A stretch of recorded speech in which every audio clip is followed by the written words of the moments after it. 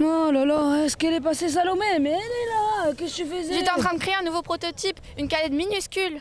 Bon, tu le feras ce soir si tu veux, contente-toi de commencer l'émission.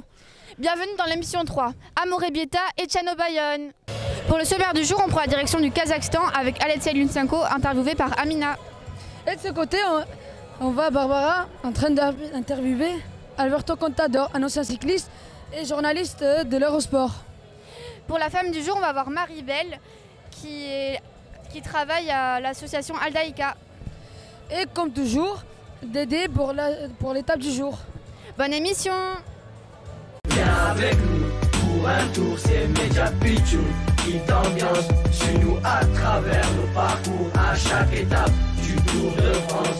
Viens avec nous pour un tour, c'est Media Pichou qui t'ambiance. Suis-nous à travers nos parcours jusqu'à l'arrivée du Tour de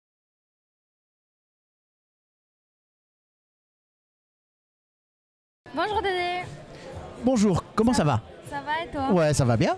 Est-ce que tu pourrais nous parler de l'étape Dax-Nogaro? Bien sûr, Nogaro, Claude Nogaro? Oui. Voilà, Claude Nogaro. Bon, c'était la petite blague du jour. Oui, une étape de 181,8 km entre Dax dans les Landes pour une arrivée dans le Gers du côté de Nogaro. Nogaro sur le circuit de voitures, de camions, circuit donc qui permettra aux coureurs de s'exprimer sur un très joli sprint. Mais avant d'en arriver là, eh bien, il faudra faire ces 181,8 km, 181,8 km avec quasiment pas de bosse puisqu'il n'y aura qu'une seule côte, une côte de 4e catégorie qui sera en fin d'étape, la côte de Dému, une petite montée de 2 km, donc ça devrait être très très facilement absorbé. Et ce qui est intéressant, alors si tu vois, la recherche des petites anecdotes, on va arriver à un moment au sprint, à peu près à la moitié du parcours, à Notre-Dame des cyclistes. Et Notre-Dame des cyclistes, pour la petite histoire, c'est une chapelle qui a été dédiée aux cyclistes et on y retrouve de nombreux maillots de professionnels. On y retrouve des maillots dans ce sanctuaire de Thévenet, de Poulidor. On y a même retrouvé le maillot d'un certain Lance Armstrong qui avait déposé son maillot et lorsqu'il a été déclassé, lorsque ses victoires ont été annulées, eh bien le maillot de Lance Armstrong a été retiré de Notre-Dame des cyclistes, comme quoi il y a peut-être une morale dans la vie. Et puis bah écoute, on en terminera à Nogaro sur un circuit. Tu vois, quand tu regardes sur le livre de route, tu vois bien que c'est un circuit pour des voitures. Et c'est donc un endroit où il va pouvoir y avoir un sprint massif. Ça sera donc une deuxième étape dévolue au sprint, après l'étape précédente, qui elle était également une étape sur du plat. Donc là, après le début du tour, où on était sur des étapes un petit peu rugueuses de montagne, on revient sur des étapes plus plates, comme celle de l'arrivée à Nogaro, avant de retrouver bientôt de nouveau la montagne et cette fois-ci les grimpeurs. Ah bah dis donc, regarde ce joli vélo de la couleur bleu et or, comme le drapeau du Kazakhstan. D'ailleurs, Amina, notre copine kazakh, a réalisé son rêve. Elle a interviewé Alexei Lyunchenko. Ah bah dis donc Amina, bah c'est vrai, hein, bravo.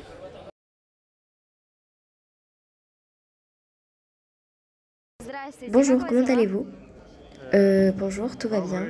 Alors aujourd'hui c'est le premier jour du Tour de France, je suis un peu inquiet. D'où vous venez et de quelle ville? Je suis né à Petropavl, au Kazakhstan. À quel âge avez-vous commencé le vélo? J'ai commencé le vélo à 13 ans et ça fait plus de la moitié de ma vie que je pratique le vélo. Au Kazakhstan, le vélo n'est pas un sport très connu. Est-ce que tu penses que tu as donné de la visibilité à ce sport? Je ne suis pas d'accord avec ça. Si on voit dans les années précédentes, on remarque que le cyclisme est devenu plus populaire et se développe dans ce plan.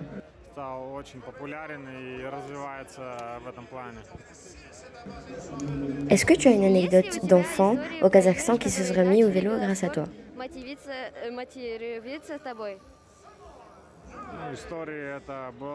Ce n'est pas une anecdote, mais une histoire d'un enfant qui a toujours voulu un vélo et qui s'est inscrit au cyclisme. Et ben voilà, j'ai raconté mon histoire. Une histoire d'ailleurs très intéressante.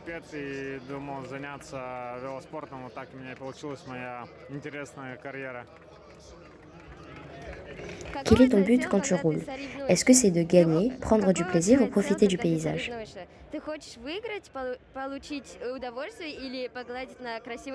Mon premier but est d'accomplir nos difficultés des entraînements et bien sûr de réaliser nos rêves de gagner. Mais le premier but est de gagner en groupe et toujours ensemble.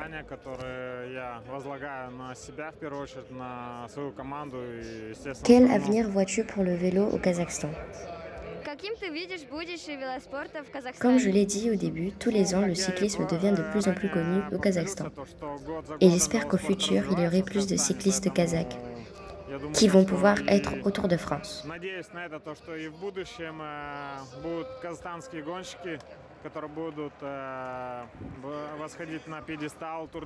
Merci beaucoup. Sérieusement, Ilyes, tu manges du poulet à 10h du matin? Je noie ma peine dans la nourriture. Et pourquoi t'es triste? Parce que les gens d'Alaïka, ils sont partis. T'en fais pas, de toute façon, on va encore rester un peu avec eux car Barbara va faire l'interview de Alfonso Contador. Merci, tu me rassures encore. Bonjour Barbara, ça va? Oui, ça va et toi? Très bien, en train de voir le tour de l'autre côté. Et alors, ça te plaît? Oui, je l'aimais en tant que coureur, maintenant je l'ai vu différemment. Mais tout compte fait, j'aime car je suis dans mon milieu. Et comment t'en suis le Tour de France de l'autre côté? Plus détendu, plus besoin de tout millimétrer, de manger plus librement, je n'ai plus mal aux jambes, mais bon, lorsque j'étais coureur aussi, j'adorais. Pourquoi tu es devenu cycliste? C'est grâce à mon frère aîné. Il avait commencé à faire du vélo et comme les Benjamin, les petits frères, nous avons toujours tendance à voir notre frère aîné comme un héros, j'ai fini par monter sur un vélo. Qu'est-ce qui te manque le plus? La compétition. La compétition, ce qui me manque le plus, c'est la mienne non, parce que c'est à peu près genre la même chose. C'est la compétition, ouais, j'aime bien la compétition. Très bien, alors, comme nous tous. Qui est ton coureur préféré? J'aime pas donner un nom particulier. Il y a des grands coureurs en ce moment, comme Vingegaard, Pogacar, Van der Poel, comme Van Aert, Enepoel, Alaphilippe même. Et ce sont des coureurs spectaculaires et c'est ça qui est le mieux. Merci pour tes réponses et merci pour ton temps. Merci à toi, Barbara. Ah d'ailleurs, Ilyes, tu te rappelles quand Amina est en train de danser dans la rue? Oui, je me rappelle très bien. Mais est-ce que tu t'en souviens de quand William a perdu son accréditation? Ah oui, je me rappelle, elle était trop triste. Bon, on vous laisse du coup avec les images du jour.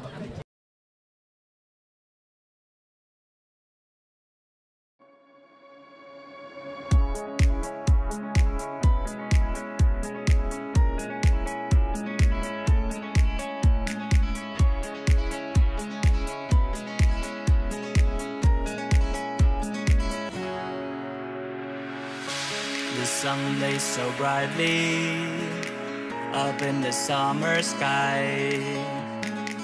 I shouted at the mountains, watch me shine and fly. But then cracked the thunder and the heavens cried. Our world torn asunder, her heart said goodbye. Now I'm standing in our ashes, feeling the sunshine once again. I move to the horizon, feeling the sunshine once again. Feeling the sunshine once again. Feeling the sunshine once again. Mais Ilyes, pourquoi tu pleures? Mais parce que j'arrive pas à m'en remettre, c'était trop bien avec les Basques. Mais t'as demandé aux animateurs si ça a été une belle expérience? Oh mince, mais William va rattraper Maribel, on aurait bien demandé.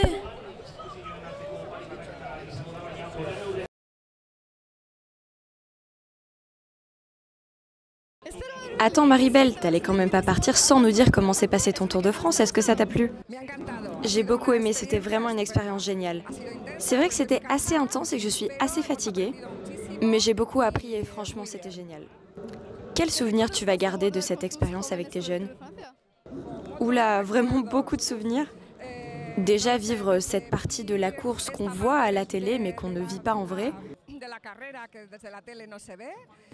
On a aussi créé beaucoup d'amitiés, des nouvelles rencontres, les expériences, les anecdotes, les fois où on s'est énervé, mais aussi les fois où on a rigolé. Vraiment beaucoup de souvenirs. Est-ce que tu peux nous présenter l'association Aldaïka? Aldaïka est donc une association qui est située à Bilbao, dans le district 1, qui travaille essentiellement avec les jeunes, donc l'enfance et l'adolescence, pour aider les jeunes à se développer et du coup aider les enfants et les adolescents de ce quartier à être plus heureux tout simplement, mais aussi leur donner une plus grande expérience de la vie et puis leur apprendre des choses. Et généralement, ils adorent ça comme ce qu'on est en train de vivre actuellement sur le Tour de France.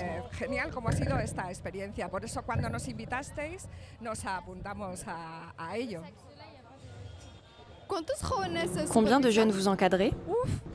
Alors vraiment beaucoup, actuellement je dirais qu'on a environ 70 jeunes, mais ça peut largement dépasser les 100 adolescents.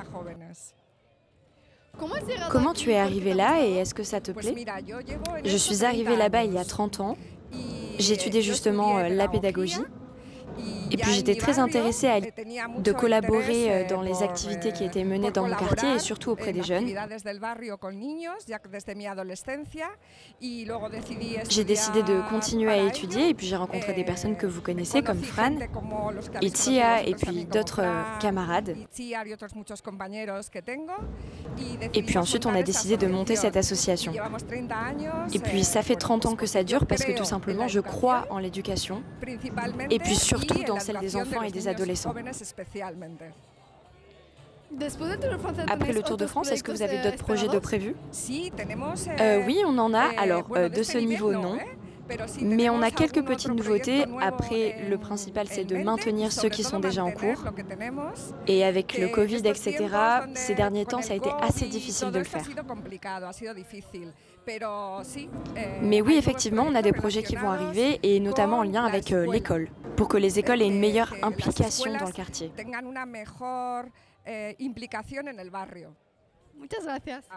Merci à vous, c'était vraiment un plaisir de partager tout ça avec vous. Pour fêter la fin de notre émission, on va trinquer ensemble. Santé! À demain! À demain!